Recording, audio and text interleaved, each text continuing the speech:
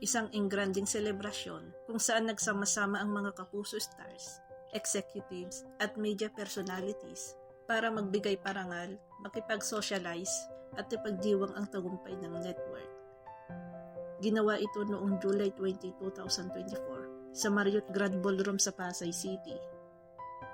Suot ng mga artista ang kanilang pinakamagarbong gown at tuxedo at maraming netizens ang nag-abang ng red carpet moments, kabilang na sina Alden Richards, Julian San Jose, Barbie Fortesa, David Licauco at Bea Alonso.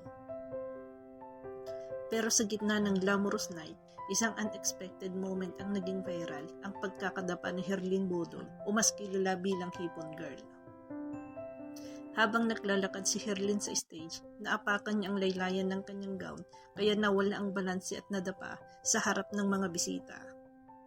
Agad siyang tinulungan ng kapwa kapuso aktres na si Barbie Fortesa na mabilis na lumapit para alalayan siya.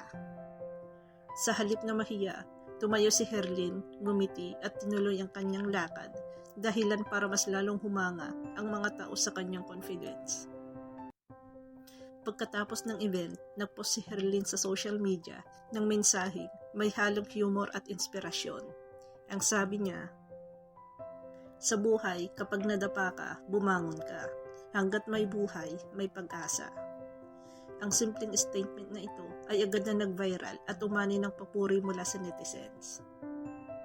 Maraming humanga sa pagiging totoo at matatag ni Herlyn, sinabing queen behavior raw ang ipinakita niya.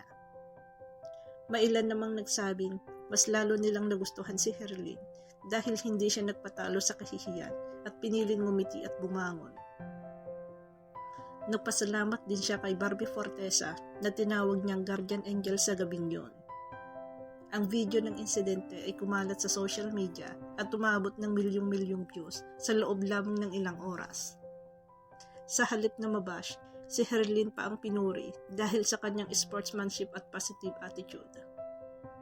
Sa kabuuan, kahit naging viral ang pagkakadapa ni Herlyn, mas tumatak ang mga tao ang mensaheng dala ng kanyang pangyayari na sa buhay, normal ang madapa, pero ang mahalaga ay kung paano ka babangon at magpapatuloy.